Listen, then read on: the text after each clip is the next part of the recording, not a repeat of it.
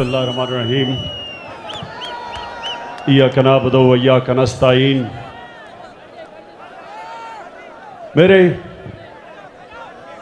कश्मीर के भाइयों, बहनों, बुजुर्गों, बच्चों, सबसे पहले कि पाकिस्तान का और कश्मीर का रिश्ता है क्या? क्या रिश्ता है? फिर से क्या रिश्ता है? ला इलाहा इल्लल्लाह मोहम्मद रसूलुल्लाह। और ला इलाहा इल्लल्लाह मोहम्मद रसूलुल्लाह एक पूरा नजरिया है। तो मैं आज नौजवानों, आप सबके सामने इस नजरिए को इसलिए आपके सामने रख रहा हूं कि मैं चाहता हूं आपकी तरबियत हो। कौम तो तब बनती है, कौम एक नजरिए पे बनती है। नहीं तो बलूचिस्तान वाले कहेंगे कि जी यहां हमारे पास तो मदनियात हैं, पख्तूनख्वा वाले कहेंगे कि जी यहां हमारी तो बिजली बनती है, पंजाब कहेगा जी हम सारे पाकिस्तान की गंदो मनाज बनाते हैं। तो इसलिए कौमें बनती तब है जब अपने मफादात से ऊपर एक नजरिया आ जाता है। और हमारे नबी सल्लल्लाहु अलैहि वसल्लम ने सारी अरबों को, मुख्तलिफ कबीले थे, सबको नजरिए पे इकट्ठा किया और फिर दुनिया की इमामत की। तो मेरे कश्मीरियों, पहले तो ये समझ जाएं कि वो कौन सा नजरिया था। उस नजरिए के 3 उसूल थे। मैं ये नौजवानों आपके लिए खास तौर पे ये कहना चाहता हूं कि आपको पता तो चले कि क्यों मुल्क बना था और क्यों हम चाहते हैं कि मकबूजा कश्मीर के लोग भी आजाद हों और वो भी उस नजरिए के ऊपर आए जिस नजरिए की ख्वाब देखी थी इल्लामा इकबाल ने और हमारे लीडर कायद आजम मोहम्मद अली जिन्ना ने 40 साल जद्दोजहद की थी उसके लिए। तो उसमें सबसे पहली चीज इंसानियत थी। मदीना की रियासत में जो हमारे नबी सल्लल्लाहु अलैहि वसल्लम की सुन्नत थी और अल्लाह हमें हुक्म देता है उनकी सुन्नत पे चलो, उस पे सबसे पहले मदीना की रियासत को उन्होंने दुनिया की तारीख की सबसे पहले फलाई रियासत बनाया। रियासत ने जिम्मेदारी ली अपने कमजोरों की, गरीबों की, माजूरों की, बेवाओं की, यतीमों की। कभी दुनिया में उससे पहले यह नहीं हुआ। और आज हम वही कोशिश कर रहे हैं। हमने ये जो हेल्थ कार्ड लेके आए हैं, ये पहली दफा इस मुल्क में और ये मेरी शुरू है, पख्तूनख्वा ने सब शहरियों को हेल्थ कार्ड दिया। इस साल के आखिर तक पंजाब सारे शहरियों को हेल्थ कार्ड दे देगा और इंशाअल्लाह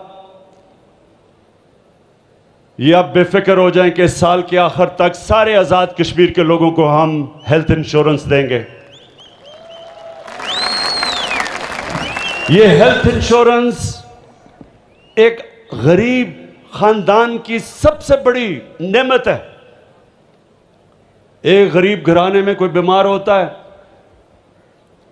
सारा उनका बजट तबाह हो जाता है, चीजें बेच देते हैं, कर्जे चढ़ जाते हैं, एक खानदान गुर्बत के नीचे चला जाता है। तो जब एक हेल्थ इंश्योरेंस एक खानदान के पास होगी, 10 लाख रुपए पे किसी भी अस्पताल में अपना मुफ्त इलाज करवा सकेंगे। और यह है इंशाअल्लाह शुरुआत कि पाकिस्तान को एक फलाई रियासत बनाने पे। फिर हम एक नई चीज लेके आए हैं। पाकिस्तान की तारीख में पहली दफा एक आम लोगों के लिए जिनके पास कभी पैसा नहीं था एक घर खरीदने का, उनके लिए नया पाकिस्तान हाउसिंग स्कीम लेके आए हैं। पहली दफा पाकिस्तान की तारीख में बैंक कर्जे, सस्ते कर्जे देंगे तनख्वाहदार लोगों पे, मजदूरों को, मैकेनिक, वेल्डर, वो लोग जिनके पास कभी भी पैसा नहीं होता एक घर बनाने का, और वो किस्तों के ऊपर, लंबी किस्तों पे इंशाअल्लाह जो वो किराए पे पैसा खर्च करते हैं, उसी किराए पे किस्तें दे के अपना घर, अपने घर पे उनकी छत अपने नाम पे हो जाएगी। इसके अलावा हम एक नया प्रोग्राम शुरू करने लगे हैं, कामयाब पाकिस्तान। कामयाब पाकिस्तान में क्या होगा? सबसे पहले हर खानदान जो निचले पाकिस्तान के, जो 40% नीचे जो गरीब खानदान है, जो कमज़ोर है तबका है, 40% नीचे, उन सबको कर्जे सूद के बगैर दिए जाएंगे। हर खानदान में एक फर्द को अपने को बिजनेस शुरू कर सके। अगर वो किसान है तो वो किसानों के लिए कर्जे दिए जाएंगे, जानवर खरीदने के लिए, खादें खरीदने के लिए, सब्सिडाइज करने के लिए। और अगर वो शहरों में है तो दुकान खरीदें, टैक्सी खरीदें, मोटरसाइकिल खरीदें। ये पहली दफ़ा पाकिस्तान में हो रहा है कि, और ये आपने समझना है, दो किस्म के इकोनॉमिक मॉडल हैं। एक ये कि अमीर अमीर हो जाए, और जब वो अमीर हो जाए तो वो आहिस्ता आहिस्ता उसके नीचे लोगों को फ़र्क पड़ना शुरू करे, जिसको कहते हैं ट्रिकल डाउन। एक दूसरा मॉडल है मदीना का मॉडल, कि नीचे से लोगों को ऊपर उठाया जाए। और वो मॉडल तहरीक इंसाफ अपना रही है, और इंशाअल्लाह आज़ाद कश्मीर में आप देखेंगे कि कामयाब पाकिस्तान वो मॉडल है जो आपके निचले तबके को ऊपर उठाएगा। हर खानदान में फिर टेक्निकल एजुकेशन दी जाएगी, एक फ़र्द को कर्जे, एक फ़र्द को टेक्निकल एजुकेशन, ताकि वो, और आजकल ऐसी चीज़ें हैं इंफॉर्मेशन टेक्नोलॉजी में कि बड़ी जल्दी घर में बैठे बैठे ख्वातीन, अगर उनको आप टेक्निकल एजुकेशन दे, वो घर में बैठे बैठे पैसे बना सकती हैं, अपनी आमदनी बढ़ा सकती है। और उसके अलावा हमने जो शुरू किया है पनागाह, शहरों के अंदर जिधर मजदूर काम करने आते हैं उनके लिए सोने के लिए जगह, उनके लिए खाना, उनके लिए साफ गसल खाने, ताकि वो नहा धो लें, ताकि जो भी वो पैसा कमाएं दिहाड़ी के, वो सब अपने बच्चे और बीवी को घर भेज सकें। दूसरी चीज मैं ये चाह रहा हूं कि आप समझ जाएं कि क्या वजह थी कि हमारे नबी सल्लल्लाहु अलैहि वसल्लम ने जो मदीना की रियासत बनाई, वो बुनियाद रखी कई सौ सालों तक मुसलमानों ने दुनिया की इमामत की। तो सबसे पहले इंसानियत, और मैं ये आपको बताऊं, ये चाइना ने आज किया है। पिछले 30 सालों में उन्होंने 70 करोड़ लोगों को गुर्बत से निकाल के चाइना को एक सुपर पावर बना दिया है। ये मदीना का मॉडल था। और दूसरी चीज, कानून की बालादस्ती। नौजवानों ये समझ लें कि इंसाफ के निजाम के बगैर कोई कौम ऊपर नहीं जा सकती। जब हमारे नबी सल्लल्लाहु अलैहि वसल्लम ने कहा कि मेरी बेटी भी जुर्म करेगी तो उसको सजा मिलेगी, कानून के ऊपर कोई नहीं, कोई कानून के ऊपर नहीं है। और उन्होंने कहा जिन कौमों में इंसाफ नहीं वो तबाह हो जाती हैं।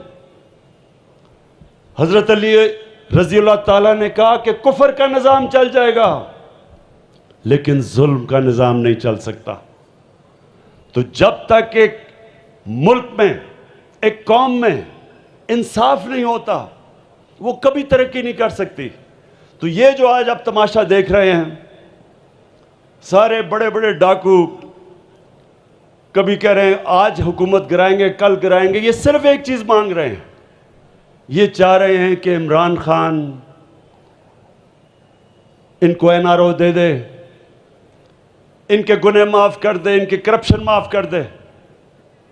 ये वो चाह रहे हैं जो हमेशा पाकिस्तान में हुआ, ताकतवर के लिए एक कानून, कमजोर के लिए दूसरा। जो मुल्क और आपके कश्मीर के लोग मुझे सारी दुनिया में मिलते हैं, खास तौर पर बरतानिया में, उनसे कभी पूछे कि क्या बरतानिया में वो कभी उन्होंने ऐसे देखा कि ताकतवर डाकू कहे एक ताकतवर पकड़ा जाए करप्शन करते हुए? क्या उसकी जुर्रत है कहने की कि मुझे एनआरओ दे दो, कि मुझे मेरी करप्शन माफ कर दो, ये तो सिर्फ गरीबों को पकड़ो? क्या किसी की जुर्रत है वहां? कभी कभी किसी कामयाब खुशहाल मुल्क में किसी की मजाल नहीं होती कि वो कहे कि जी मेरे लिए एक कानून और सिर्फ गरीबों को जेलों में डालो। आज भी पाकिस्तान में आप जेलों में देखें तो सिर्फ गरीब लोग होते हैं। ताकतवर डाकुओं को भी हमारा इंसाफ का निजाम नहीं पकड़ सकता। कहीं किसी मुहज़्ज़ब माशरे में, कामयाब माशरे में, खुशहाल माशरे में ऐसा नहीं होता कि एक सुप्रीम कोर्ट एक आदमी को जेल में डाले और वो फिर ऐसी एक्टिंग करे कि बॉलीवुड के अंदर भी कोई ऐसी एक्टिंग ना कर सकता था। ऐसी मासूम बीमार शक्ल बना के और झूठे मेडिकल टेस्ट दे के और वो आज बरतानिया चला जाए, ये किसी मजहब माशरे में नहीं होता। तो असल में कश्मीर के लोगों, ये सुन लें मेरी बात, ये है असल पाकिस्तान की जंग। इस वक्त हम अपने मुल्क के मुस्तकबिल की जंग लड़ रहे हैं, जिहाद कर रहे हैं, अपने बच्चों के मुस्तकबिल की जिहाद लड़ रहे हैं। ताकतवर को कानून के नीचे हम लाने की कोशिश कर रहे हैं, जो आज तक ताकतवर कानून के ऊपर रहा है।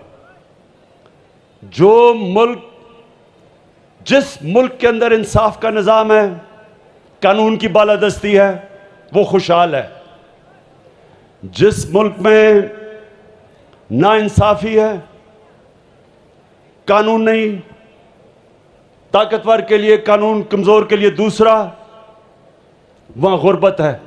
जितने मर्जी वसाइल के बावजूद उस मुल्क में गुर्बत है। मुल्क कभी भी खुशहाल नहीं हो सकता जब तक उसमें कानून की हुक्मरानी, ताकत की हुक्मरानी नहीं, कानून की हुक्मरानी ना हो। और फिर आखिर में खुददारी, ला इलाहा इल्लल्लाह, अल्लाह के सिवा कोई, मैं किसी के सामने नहीं झुकूंगा।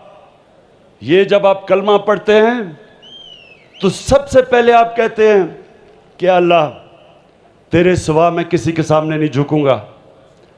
ला इलाहा इल्लल्लाह एक इंसान को गैरत देता है।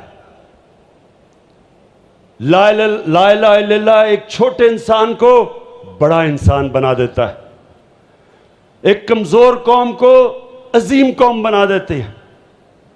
क्या था वो मदीना की रियासत में? गरीब लोग थे, दोनों तरफ सुपर पावर्स थी। Roman empire, Persian empire super power थी, गरीब लोग थे, लेकिन खुददार लोग थे, किसी के सामने झुकने वाले नहीं थे, कोई खौफ नहीं था। वो जानते थे कि अल्लाह के हाथ में जिंदगी और मौत है, इज्जत जिल्लत है, रिस्क है। आजाद इंसान थे। दुनिया की तारीख में इतनी तेज एक कौम उठ के आधी दुनिया पे नीचे आ गई, जो मदीना की रियासत, मदीना के रियासत के मॉडल में हुआ।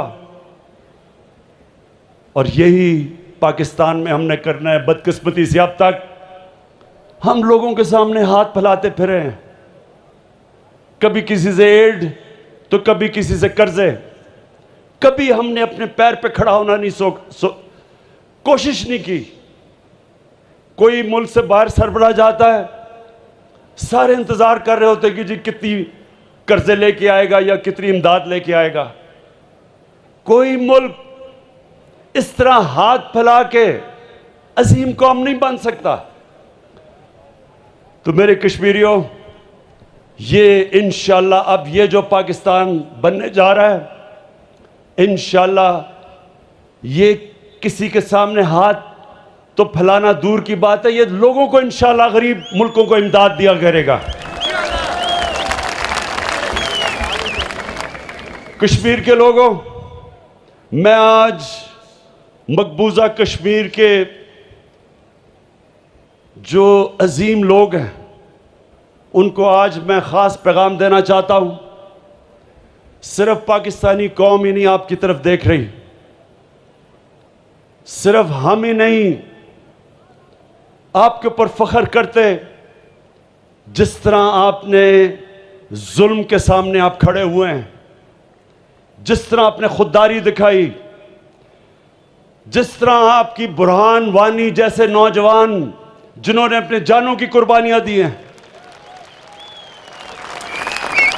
सिर्फ पाकिस्तान में नहीं आपको अप्रिशिएट किया जा रहा और आप पे सारी दुनिया देख रही है आपकी अजमत पे, आपकी दिलेरी पे, आपकी कुर्बानियों पे।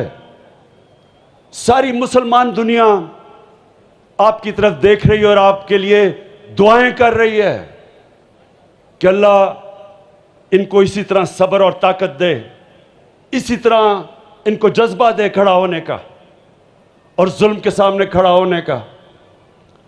कोई नहीं समझ रहा था कि जब नरेंद्र मोदी ने 5 अगस्त को कश्मीर के ऊपर जो जुल्म करना, मजीद जुल्म करना शुरू किया, पहले भी जुल्म था, कोई नहीं समझ रहा था कि कश्मीर के लोग वो बर्दाश्त कर जाएंगे।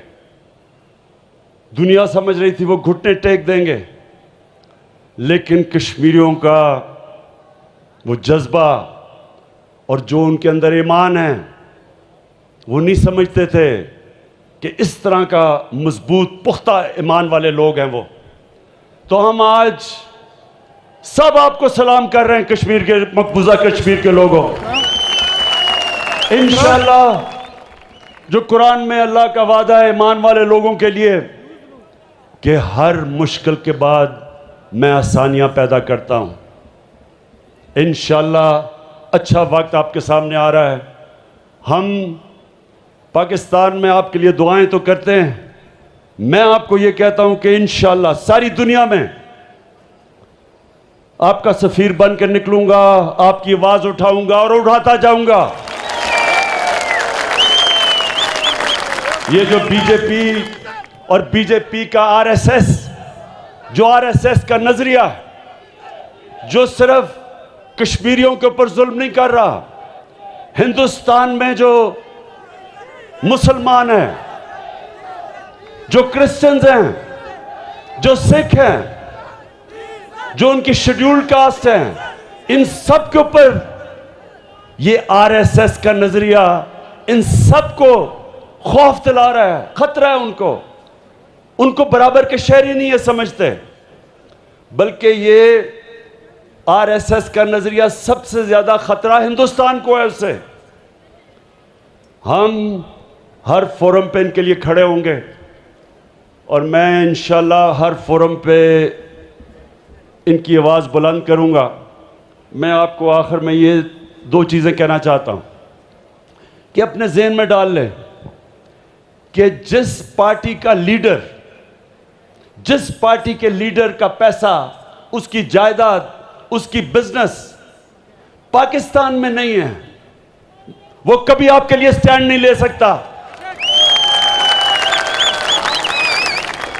अगर मेरा पैसा बाहर हो, मेरे भी जायदादें बाहर हो, मैं कभी अमेरिका को एब्सोल्युटली नॉट ना कह सकता। मैं भी अमेरिका को कहता कि ठीक है जी, पाकिस्तान में ड्रोन अटैक करो, मैं मुजम्मत करता रहूंगा और आप पाकिस्तानियों को मारते जाओ, जो हमारे लीडर्स कह चुके हैं। ये इसलिए मैं कर सकता हूं क्योंकि मेरा जीना मरना पाकिस्तान में है।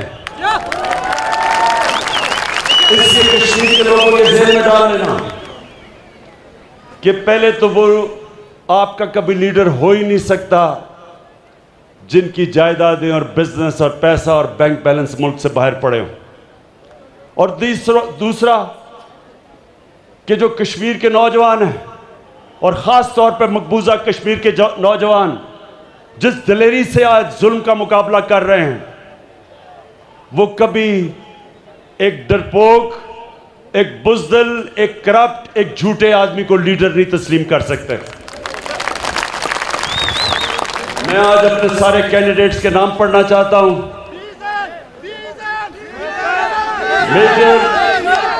मेजर लतीफ़ खलीक, सरदार तनवीर इलियास,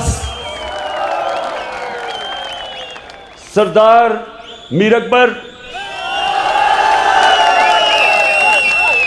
चौधरी अमीर नज़ीर, अब्दुल कयूम न्याजी। न्याजी हम कैसे आ गया, ये मैं बड़ा हैरान हूँ। वैसे हम न्याजी सारी जगह फैल गए हैं।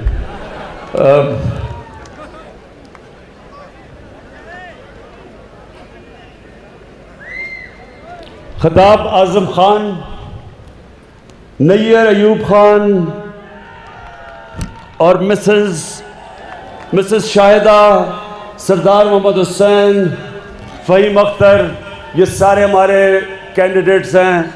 सारी पूंछ डिवीज़न में सब चाहता हूं कि आप इनकी भरपूर तरीके से हमायत करें और 25 तारीख को बल्ले में वोट डालें और इंशाल्लाह तब्दीली लेके आएँ। वज़ीर आज़म इमरान खान का बाग आज़ाद कश्मीर में जलसा आम से खिताब। वज़ीर आज़म ने अपने खिताब में कहा कि कौम एक नज़रिए से बनती है, कौमें तब बनती हैं जब मफादात से बालातर होकर काम किया जाए। वज़ीर आज़म इमरान खान की जानिब से अपने खिताब में कहा गया है कि पाकिस्तान की तारीख में पहली बार कम लागत मकानात की तामीर शुरू की गई। आज़ाद कश्मीर के हवाले से बात करते हुए उन्होंने कहा कि तहरीक इंसाफ की हुकूमत से मुताल्लिक भी उन्होंने बात कर कहा कि साल के आखिर तक पूरे आज़ाद कश्मीर को हेल्थ कार्ड्स फराहम किए जाएंगे और नया पाकिस्तान मनसूबे से मुताल्लिक भी वज़ीर आज़म इमरान खान की जानिब से बात की गई।